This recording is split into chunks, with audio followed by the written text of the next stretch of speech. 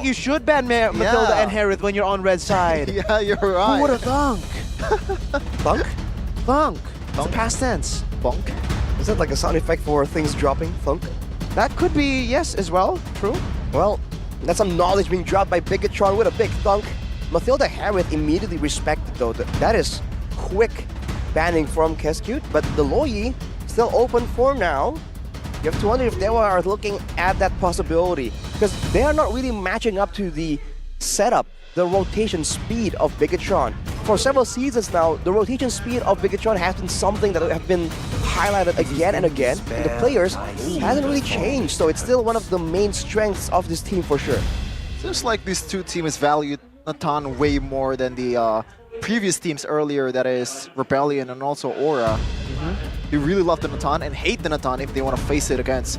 But Keskute though, I feel like he's just gonna ban the Luoyi because this is a hero that can bring a new layer of confusion in against a Bigatron. And if you want to play systematically, these kind of heroes can pretty much destroy your system. That is true. However, we've seen that Bigatron have left the Luoyi up for grabs before, and the way they countered it was with the Novaria and the Selena. I believe it was game 1, yeah, up against Evo's Glory, where they left the Luoyi and they went for Novaria and Selena. Selena towards the end, so something they want to try to replicate here against DEWA. Minotaur ban and the Luoyi up for grabs. Not gonna be first pick. Oh, wow.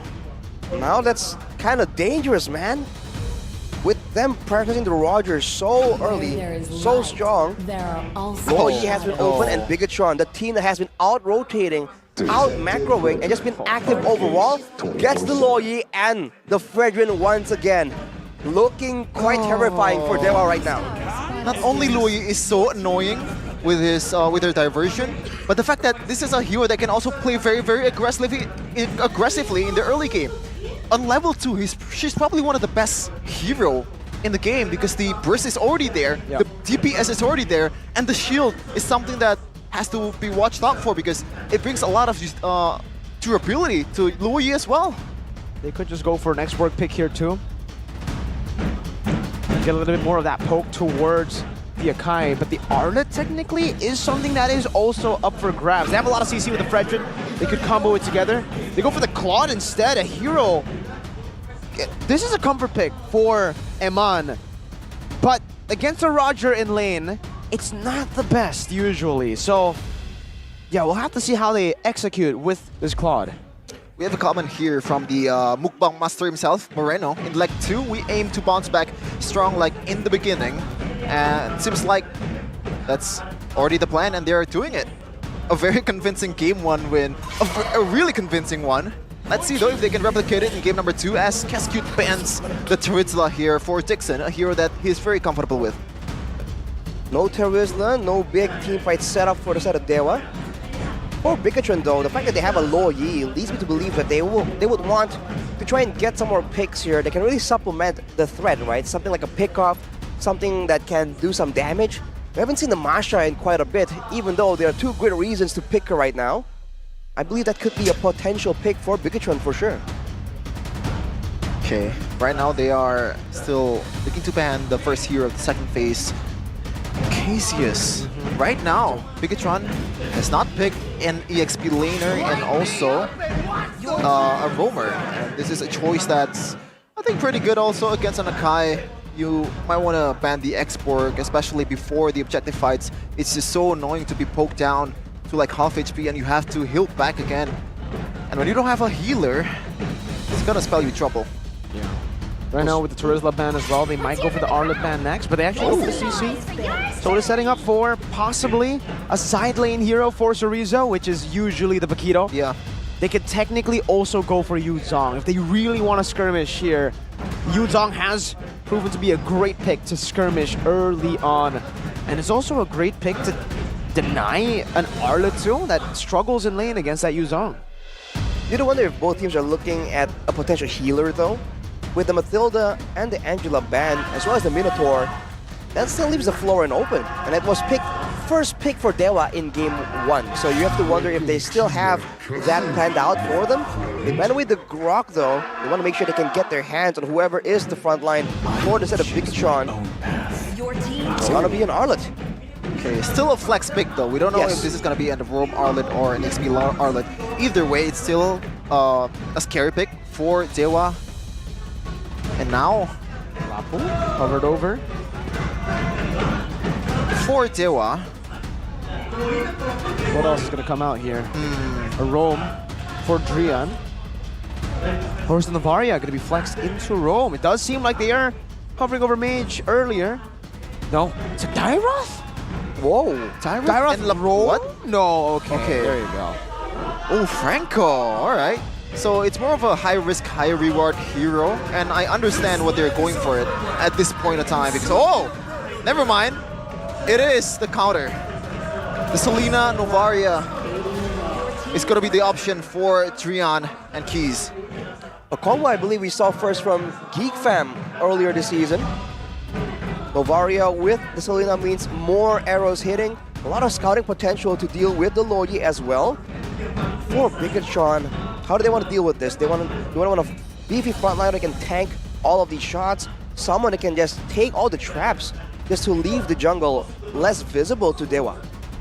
Okay. Do you want to play safer with a healer, or do you want to emphasize it more with the Luoyi pick, with a pick of potential hero?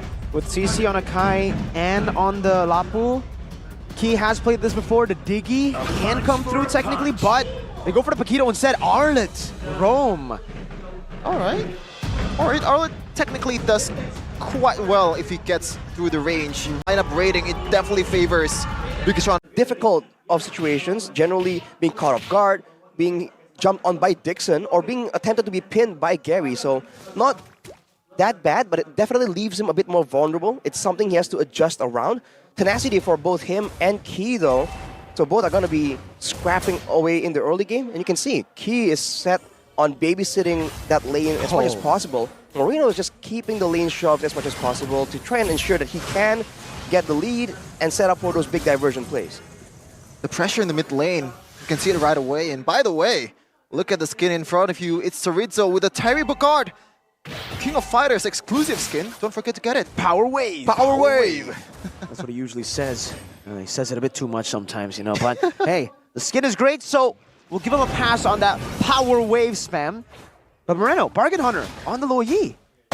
He knows that he needs to get those power spikes early on, especially the Loyi. You're just a lot stronger when you don't rely on your ultimate. But look at this, Gary already getting jumped on. Some poke already, the heavy spin used up, and it's Keys who secures it. Meanwhile, Sorizo with the knockout strike displacing Dixon, who's all alone now up top, uses the Bravest Fighter's CC immunity to get out.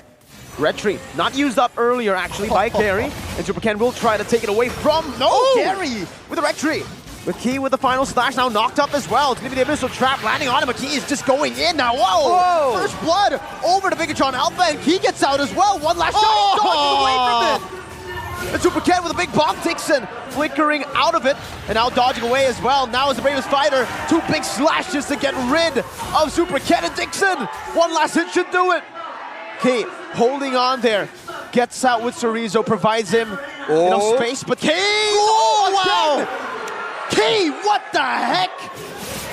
The jukes. Oh man, the happy feet from Key just read all the arrow shots. I don't know about their chances as Eman already secured that Demon Hunter sword while rotating. The Abyssal Arrow connected to the back right now as they all just commit there. Super Cannon with the Retribution. Nope, it's Gary who secures it with a heavy spin. Moreno getting out to safety even with the Astral Echo on him. Dixon in the midst of it all, 1v4. Gets taken out, a kill. A shot! The bye-bye Moreno! Taken out by Drian.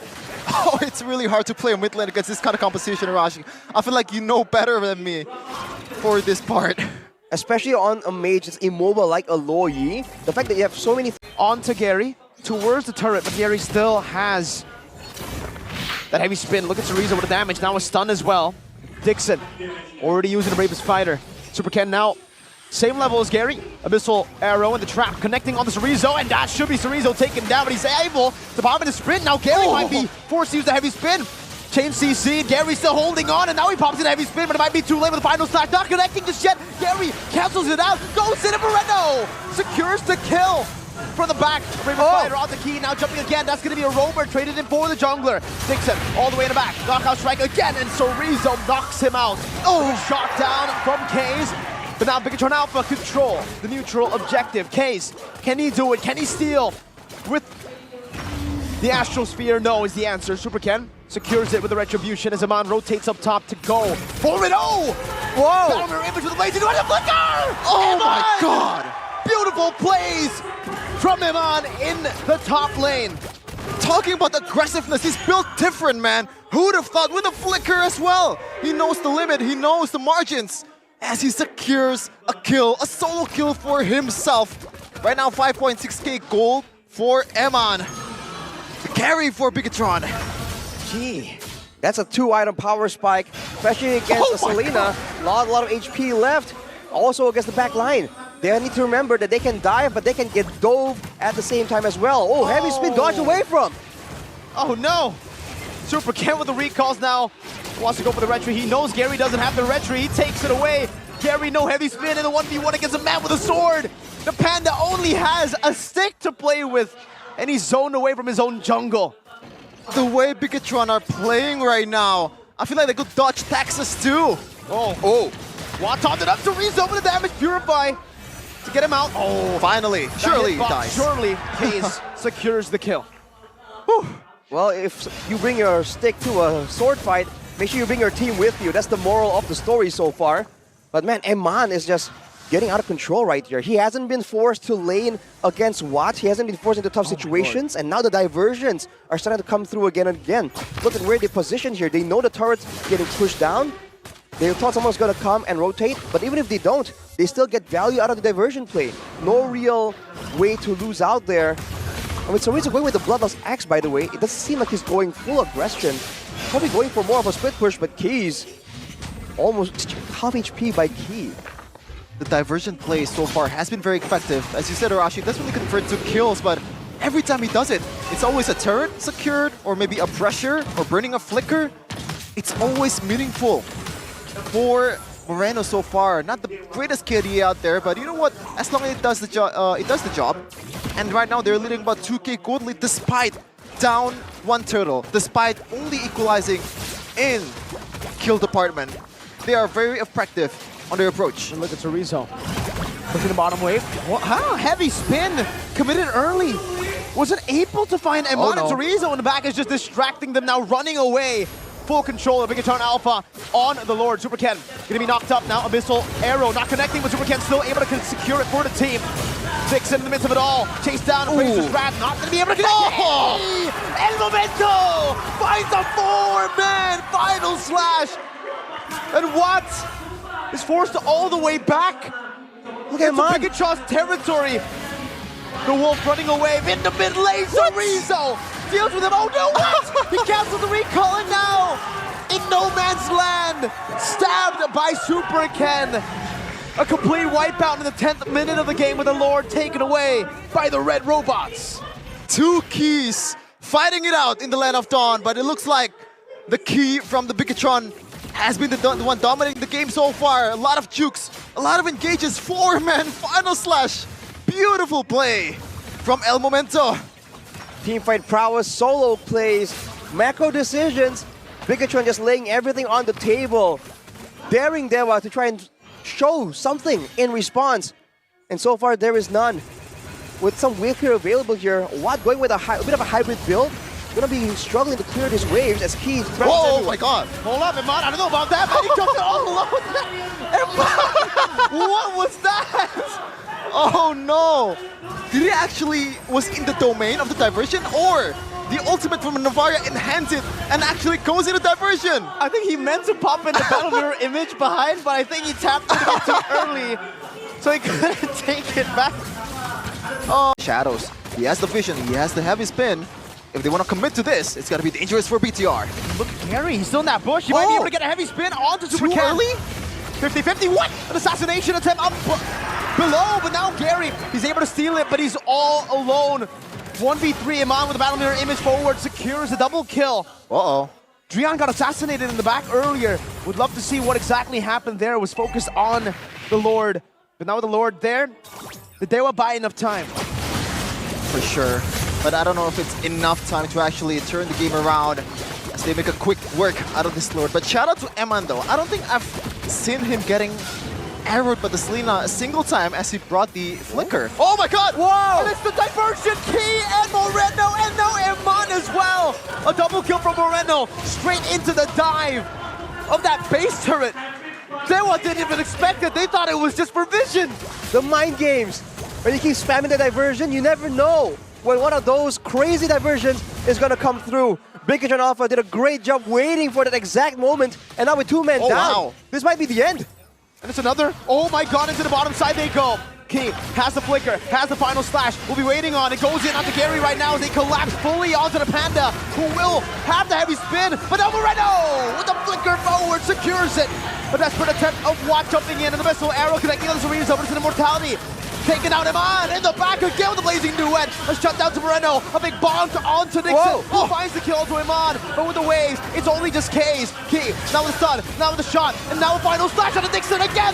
2 shots and a dive on the K's. Chorizo on the base. Key as well, the Astral Meteor will not be able to save the game. Key, very low, shut down. But Bigatron Alpha do the same to DEWA. They shut down DEWA United.